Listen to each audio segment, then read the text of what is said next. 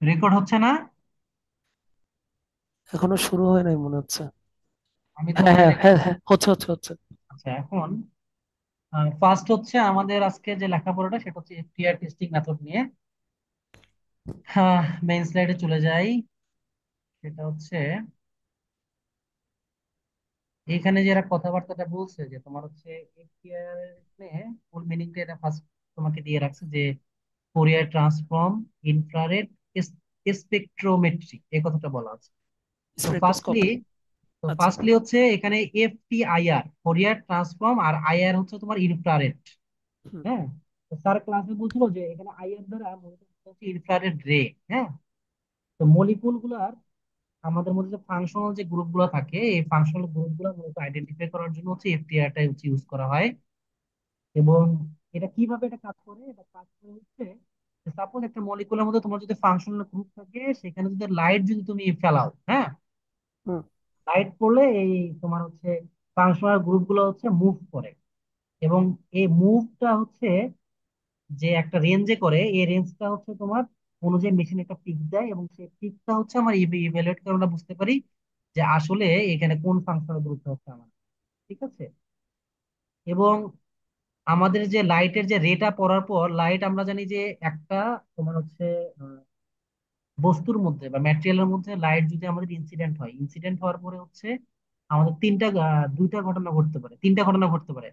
একটা হচ্ছে লাইট হচ্ছে সে কিছুটা হচ্ছে অ্যাবজর্ব করে ওয়েভলেন্থটা, অথবা সে রিফ্লেক্ট করে, আর একটা হচ্ছে ট্রান্সমিট করে। হ্যাঁ, এবং এই অ্যাবজর্বেন্সি এবং রিফ্লেকশন উপর ভিত্তি করে মূলত হচ্ছে ইনফ্রারেড স্পেকট্রোস্কোপি বা ফোরিয়ার ট্রান্সফর্ম স্পেকট্রোস্কোপি, যেটা সেটা হচ্ছে আমাদের কাজ করে। এই কথাটা এখানে বলা আছে, এই যে তোমার অ্যাবজর্পশন আর একটা হচ্ছে ট্রান্সমিটেন্স, এই কথাটা বলা আছে। আচ্ছা, অ্যাবজর্পশন হচ্ছে শোষণ আর ট্রান্সমিটেন্স হচ্ছে প্রতিফলন নাকি? ট্রান্সমিটেন্সটা হচ্ছে তোমার হচ্ছে ভিতর দিয়ে চলে যাওয়া। ও, ওকে। হ্যাঁ, হুম। ভিতর দিয়ে চলে যাওয়া, অথবা তুমি এটাকে রিফ্লেক্টেন্সও বলতে পারো। এটা সরাসরি রিফ্লেক্টেন্স ইউজ করে নাই, তবে আমি যতটা দেখলাম যে, আচ্ছা আমি তার আর একটা চেক করি।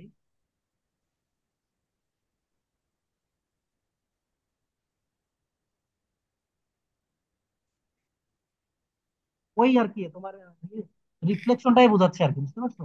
অথবা ভিতর দিয়ে চলে যেতে পারে। ঠিক আছে, বুঝছো জিনিসটা? প্রতিফলন নাকি শোষণ? প্রতিভা অ্যাবজর্ব। অ্যাবজর্পশন হচ্ছে শোষণ করা, আর হ্যাঁ রিফ্লেক্টেন্স যেটা হচ্ছে সেটা হলো ট্রান্সমিটেন্স, এটা। হ্যাঁ, তো এই যে আচ্ছা। কিভাবে কাজ করে, যে তোমার হচ্ছে একটা ইনফ্রারেড একটা সোর্স থাকে, হ্যাঁ এই সোর্সটা স্যাম্পলের মধ্যে পাঠাও, স্যাম্পলের মধ্যে পাঠায় দেওয়ার পর সে হয় কিছুটা অ্যাবজর্ব করে, না হয় ট্রান্সমিট করে। হ্যাঁ। এবং সেই অনুযায়ী তোমার হচ্ছে এটা একটা ডিটেক্ট করে যে আসলে তোমার কার্ভটা কিরকম। এবং ওকে। এখানে কার্ভ হচ্ছে তুমি দুই ধরনের কার্ভ পাবা। আমার মনে হয় তাহলে শোষণটা দেখাচ্ছে নাকি? আচ্ছা, এখানে দুই ধরনের একটা দেখাইতে পারে, আমি তোমাকে জিনিসটাকে ক্লিয়ার করে দাঁড়াও। ওকে। এখানে হচ্ছে শোষণও করতে পারে, আবার হচ্ছে কি ট্রান্সমিট করতে পারে। পারে। এখন ভাই মনে করো তোমাকে একটা কথা বলি যে 40% যদি তোমার হচ্ছে অ্যাবজর্ব করে, তাহলে 60% সে কি করে? রিফ্লেক্ট রিফ্লেক্ট করে। করে। ব্যাপারটা এরকম না? তার হ্যাঁ। মানে তুমি দুইটা জিনিস দ্বারা এটাকে আইডেন্টিফাই করতে পারবা। এটাকে হয় অ্যাবজর্পশনের পিক দ্বারা তুমি করতে পারবা, না হয় তুমি রিফ্লেক্টেন্সের যে পিকটা আছে সেটার মাধ্যমে করতে পারবা। এখন পিক গুলো কি রকম হয়? পিক হইতে পারে উপরে, হইতে পারে আবার পিক নিচে হইতে পারে। এই যে সাইডে দেখো, যে আমার কার্সরটা দেখা যায়, হ্যাঁ, কার্সরটা। দেখা যায়। আচ্ছা, তো লাইট যদি আমাদের অ্যাবজর্ব করে, লাইট যদি অ্যাবজর্ব করে তাহলে আমার এই পিকটা হবে উপরের দিকে। কিন্তু দেখো তো এই জায়গার পিক গুলা কি নিচের নিচে। দিকে আসছে না? তার মানে এটা এটা হচ্ছে তোমার রিফ্লেক্টেন্স বা ট্রান্সমিটেন্স দেখাইছে। ও। তাহলে এখানে কার্ভ হইতে পারে দুইটা, একটা হচ্ছে তোমার অ্যাবজর্পশনের কার্ভ হইতে পারে, অথবা কি ট্রান্সমিটেন্সের কার্ভ হইতে পারে। তাহলে যদি অ্যাবজর্পশন হয় তাহলে তোমার হচ্ছে কার্ভটা হবে উপরের দিকে, আর তোমার যদি রিফ্লেক্টেন্স হয় বা ট্রান্সমিটেন্স হয় তাহলে তোমার ওইটা কার্ভটা হবে তোমার হলো মানে কার্ভের পিকটা হবে নিচের দিকে। ক্লিয়ার? আচ্ছা ভাই, বাম সাইডে এখানে ট্রান্সমিটেন্স লিখছে না নাকি? কোনটা? এই যে আহ, যে কার্ভটা আপনি দেখাচ্ছেন, যে ফিগারটা দেখাচ্ছেন, নিচে হচ্ছে ওয়েভ নাম্বার পার হ্যাঁ হ্যাঁ সেন্টিমিটার। হ্যাঁ, এই যে এই যে এই যে দেখা যায় ট্রান্সমিটেন্স। তার মানে হচ্ছে উপরে গেলে মনে হয় ট্রান্সমিটেন্স, আর না না নিচে ওয়াই অক্ষ। না না, ট্রান্সমিটেন্স হচ্ছে তোমার নিচের দিকে আসবে। এটা কি পিক লিখছে? গুলো পিক গুলো নিচের দিকে, পিক নিচের দিকে, এই যে পিক পিক। কিন্তু আচ্ছা তোমার, আমরা দাঁড়াও তোমাকে আমি জিনিসটা দেখাই। মনে করো তোমার এই যে একটা কার্ভ এরকম না, হ্যাঁ, মনে করো এটা এইরকম হয়ে পিকটা এইরকম হয়ে আবার এরকম হয়ে এরকম হইলো।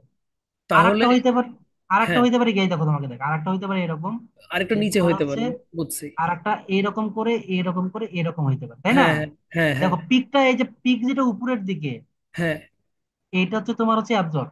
আপনি এটাই আর বলতে পিক, চাচ্ছেন যে এটা পিকটা অ্যাবজর্পশনের কারণে। হ্যাঁ, তো এটা কি আর যদি কোথাও লেখা আছে? এটা হচ্ছে স্যার যে ক্লাস করাইছিল না, ওই ক্লাসের মধ্যে এগুলো বলছে, আমার ক্লাসগুলো রেকর্ড করা আছে। ওকে, ওকে, ও তাহলে ঠিক আছে, কারণ ফিগারটা দেখে আমি একটু উল্টা বুঝতেছিলাম, কারণ ট্রান্সমিটেন্স লেখা তো। হ্যাঁ হ্যাঁ।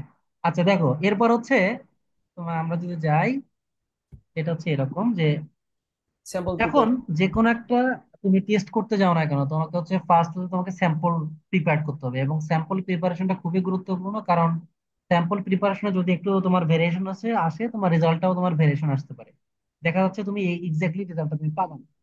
আচ্ছা এখন আমাদের এফটিআর দিয়ে যে শুধু যে তুমি লিকুইড বা সলিড স্যাম্পলই ইয়া করতে পারবা, আইডেন্টিফাই করতে পারো, ব্যাপারটা এমন না। তুমি হচ্ছে গ্যাসই, মানে গ্যাস ম্যাটেরিয়াল যেটা সেটাকে তুমি করতে পারবা। তবে পারবো। সেই ক্ষেত্রে দেখা যাচ্ছে আমাদের স্পেশাল অ্যারেঞ্জমেন্ট লাগবে। তবে আমাদের গ্যাসের ক্ষেত্রে ব্যাপারগুলো হচ্ছে এখানে খুব বেশি আলোচনা করে নাই। এখানে স্যার হচ্ছে আলোচনা করছে মূলত হচ্ছে লিকুইড স্যাম্পল আর সলিড স্যাম্পল নিয়ে। হুম। আমাদের লিকুইড স্যাম্পল খুব বেশি ইম্পর্টেন্ট না, আমাদের মেইন হচ্ছে তোমার সলিড স্যাম্পলটা। তবুও সলিড। এখানে একটা যেহেতু বলছে আমি বলি, সেটা হচ্ছে লিকুইড স্যাম্পল তৈরি করার ক্ষেত্রে, হ্যাঁ, তোমার হচ্ছে লিকুইড বা সলিড যাই হোক না কেন, তোমার মেথড হচ্ছে দুইটা। একটা হচ্ছে কেবিআর মেথড, একটা হচ্ছে এটিআর মেথড। হ্যাঁ, কেবিআর, হ্যাঁ, কেবিআর হচ্ছে যে পটাশিয়াম ব্রোমাইড, ঠিক আছে? হ্যাঁ, হ্যাঁ, পটাশিয়াম ব্রোমাইড যদি ইউজ করে এটা হলো কেবিআর মেথড। আর পটাশিয়াম ব্রোমাইড যদি ইউজ না করা হয় সেই ক্ষেত্রে ওইটাকে বলবো হচ্ছে আমি এটিআর মেথড। তো এটিআর মেথডটা খুবই সোজা, এটার ক্ষেত্রে এক্সট্রা কোনো প্যারা নাই। জাস্ট হচ্ছে তুমি স্যাম্পলটা হচ্ছে আহ, তুমি হচ্ছে জাস্ট মেজারমেন্ট করে ওইটা ডিস্কে মানে মেশিনের মধ্যে ফিট করলে ওটা তোমার রেজাল্ট দিয়ে দেয়, ঠিক আছে? হুম, প্রয়োজনীয় মনে করো ক্যালিব্রেশন করার পর।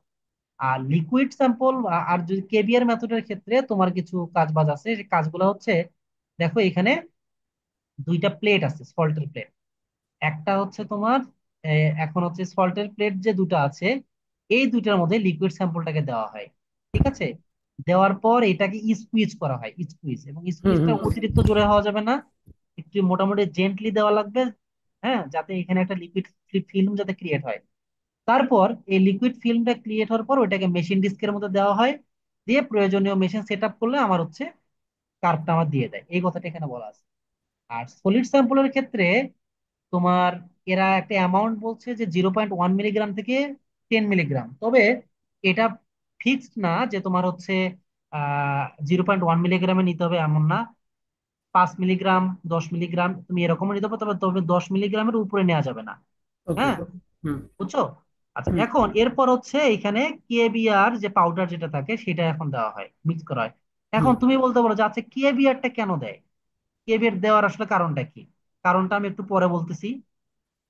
আচ্ছা কেবিআর দেওয়ার পর কি হচ্ছে, যে আমার এটাকে তোমার হাই প্রেসার দেওয়া হয়, হাই প্রেসার দেওয়ার ফলে তোমার এই কেবিআর আর এই পাউডার, সরি কেবিআর পাউডার আর স্যাম্পল দুইটা একসাথে মিক্স হয়ে একটা পিলেট তৈরি করে, পিলেট।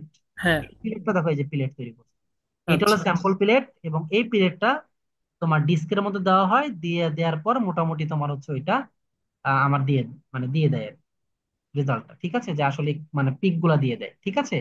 আচ্ছা এখন তোমাকে বললাম যে কেবিআর এখানে ইউজ করার কারণটা কি। কেবিআর ইউজ করার কারণটা হচ্ছে, সাপোজ তুমি তো ম্যাটেরিয়ালটা ভাইয়া যদি ট্রান্সপারেন্ট হয়, হ্যাঁ, মনে করো ফুলি ট্রান্সপারেন্ট, হ্যাঁ, তাহলে তোমার ওইখানে লাইট তো তোমার রিফ্লেক্টও হবে না, আর লাইট তো মনে করো তোমার হচ্ছে ফুললি অ্যাবজর্বও হবে না। তাহলে সেই ক্ষেত্রে তুমি ম্যাটেরিয়ালটা আইডেন্টিফাই করবা কেমনে? কোনো উপায় আছে? কোনো উপায় নাই। সেই আচ্ছা, জন্য কেবিআরটা এখানে ইউজ করা হয়, যাতে ম্যাটেরিয়ালটা হয় লাইট অ্যাবজর্ব করে অথবা লাইট সে রিফ্লেক্ট করে, রিফ্লেক্ট করে। ঠিক আছে? তার মানে কেভিয়ারটা হচ্ছে তুমি স্পেশালি ইউজ করবে হচ্ছে ট্রান্সপারেন্ট ম্যাটেরিয়াল। তা এখন পরবর্তী চিন্তা করো যে ট্রান্সপারেন্ট ম্যাটেরিয়াল হোক আর যাই হোক না কেন, কেভিয়ারটা ইউজ করলে সব ক্ষেত্রে সম্ভব, ঠিক আছে? আর এইখানে আর একটা কথা বলা আছে যে তুমি যে টেকনিক ইউজ করো না কেন ভাইয়া, তোমাকে মাস্ট বি ওয়াটার ফ্রি হইতে হবে। কেন? কারণ এই ওয়াটারের মধ্যে যদি যদি ওয়াটার মলিকুল অ্যাড হয়ে যায়, তাহলে তুমি তো মনে করো স্যাম্পলের মধ্যে বিভিন্ন রকম ফাংশনাল গ্রুপ থাকবে। এখন এই ফাংশনাল গ্রুপগুলোর সাথে তো এই ওয়াটার মলিকুলের হাইড্রোক্সিল যে গ্রুপ সেটাও তো আমার থাকবে, তাই না? হ্যাঁ, ওইটার পিক চলে আসবে। এখন এটারও তো পিক চলে আসবে, কিন্তু মানে অথচ ম্যাটেরিয়ালের মধ্যে কিন্তু হাইড্রোক্সিল কোনো জিনিসই নাই। ঠিক আছে, বুঝছো? এই হুম জন্য হুম। এই জন্য তোমার টেকনিকটা ফুললি ওয়াটার ফ্রি হইতে হবে। ক্লিয়ার আশা করি। সলিড হ্যাঁ, স্যাম্পল আর লিকুইড স্যাম্পল দুইটা ক্লিয়ার করতে পারছি, বুঝছো? হ্যাঁ, আর আপনি হচ্ছে কেবিআর মেথড ছাড়া আরেকটা মেথড। হ্যাঁ, আসতেছে আসতেছে আসতেছে, ওকে। ওটাও আসতেছে। একটু একটু ওকে। ধৈর্য ধরো।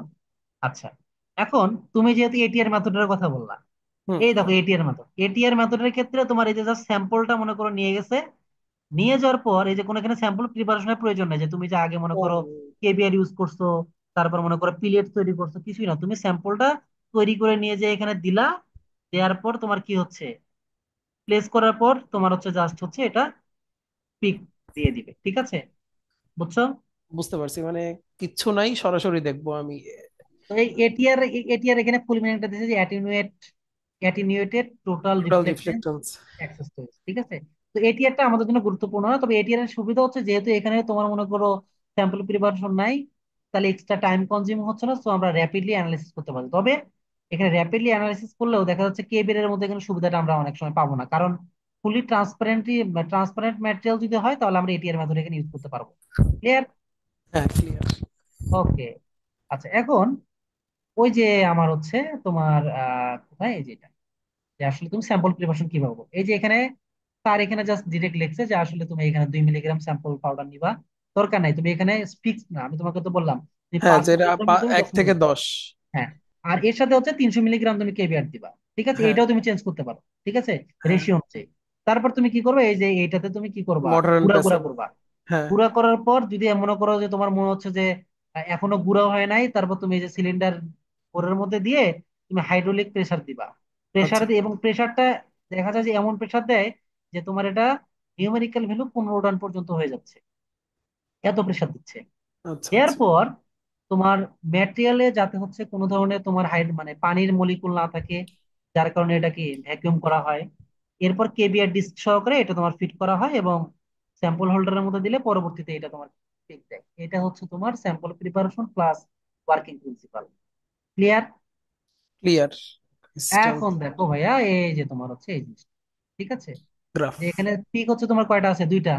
উপরের দিকে একটা, নিচের দিকে একটা। তাহলে উপরের দিকে যেটা হচ্ছে এটা হচ্ছে অ্যাবজর্বেন্স, এই যে সাইডটা হচ্ছে অ্যাবজর্বেন্স। absorbance। আর নিচের দিকে যেটা এটা হচ্ছে কি, ট্রান্সমিটেন্স। তার মানে দুই ভাবে হচ্ছে আমরা ইয়া করতে পারবো।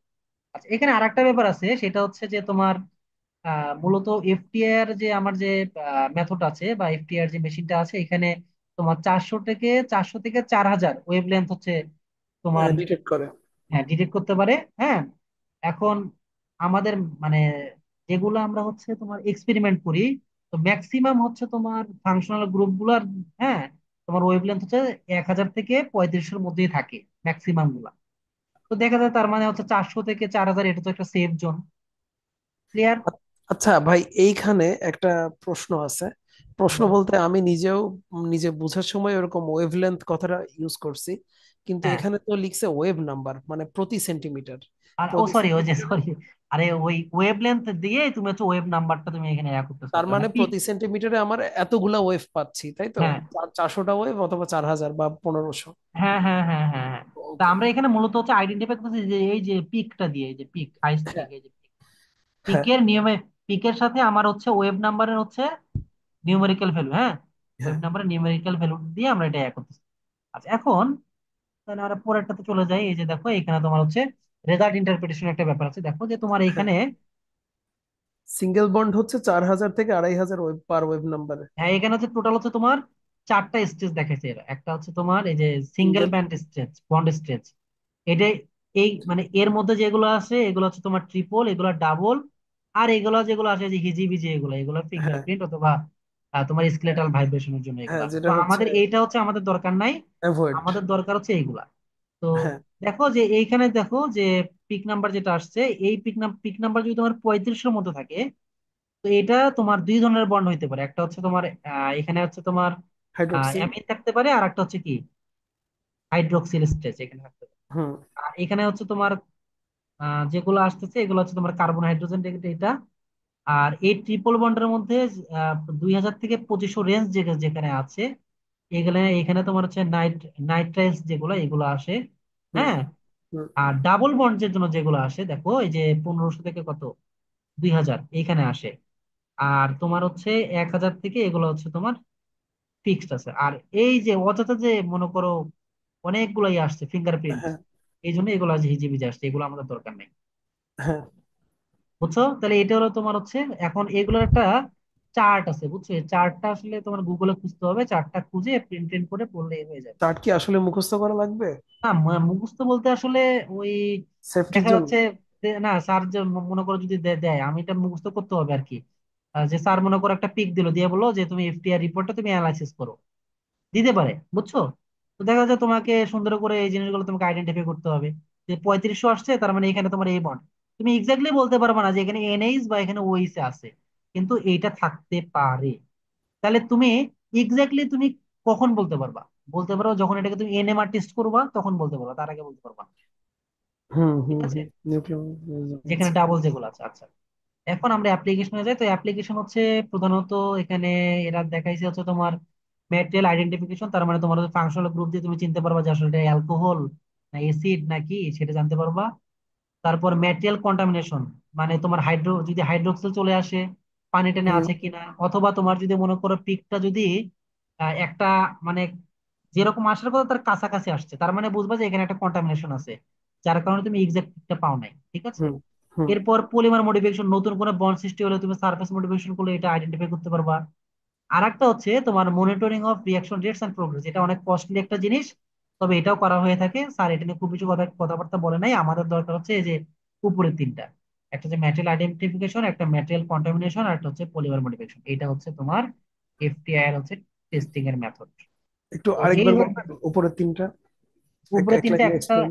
একটা হচ্ছে তোমার ম্যাটেরিয়াল আইডেন্টিফিকেশন। ম্যাটেরিয়াল আইডেন্টিফিকেশনটা হচ্ছে যে তোমার যে বিভিন্ন ম্যাটেরিয়ালের মধ্যে তোমার বিভিন্ন তোমার ফাংশনাল গ্রুপ থাকে, সাপোজ ওএইচ গ্রুপ থাকলে ওটা তোমার কি হয়ে যায় অ্যালকোহল।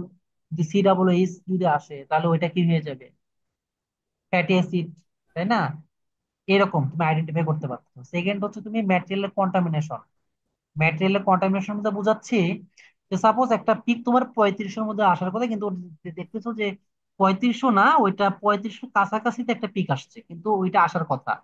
তার মানে তুমি জানো যে ওই পিকটা আসার কথা কিন্তু ওর কাছাকাছি আসছে, তাহলে হুম এর মানে পিকটা এক্স্যাক্টলি আসে নাই। কেন আসে নাই? নিশ্চয়ই ওইখানে একটা তোমার 100% পিউরিফাই না, হুম। কন্টামিনেশন আছে। অথবা তোমার হাইড্রোক্সিলের কোনো মানে পিক আসার কথা না, সেটাও চলে আসছে। তার মানে তোমার ফুললি ওইটা কি ভ্যাকুয়াম ইয়ে হয় নাই, প্লাস হচ্ছে তোমার ময়েশ্চারাইজড ফ্রি হয় নাই, ম্যাটেরিয়াল কন্টামিনেটেড এখনো আছে। আর একটা ব্যাপার হচ্ছে পলিমার মডিফিকেশন। এই যে এটা, এটা মানে হচ্ছে তুমি সাপোজ মনে করো সারফেস মডিফাই করছো, রিজিন দিছো। হ্যাঁ, রিজিন দেওয়ার পর সারফেস মডিফাই করার পর ওইখানে নতুন একটা বন্ড ক্রিয়েট করবে না ক্রস লিঙ্ক দিয়ে? তো সে হুম। এখন, তো সেটা তুমি আইডেন্টিফাই করবে কেমনে? এই তো নতুন পিক আসবে ওইভাবে। এই আচ্ছা তিনটা হচ্ছে আচ্ছা। মূলত হচ্ছে তোমার primary primary, use of FTI এর। এগুলো হচ্ছে আমাদের দরকার। বুঝতে পারছো?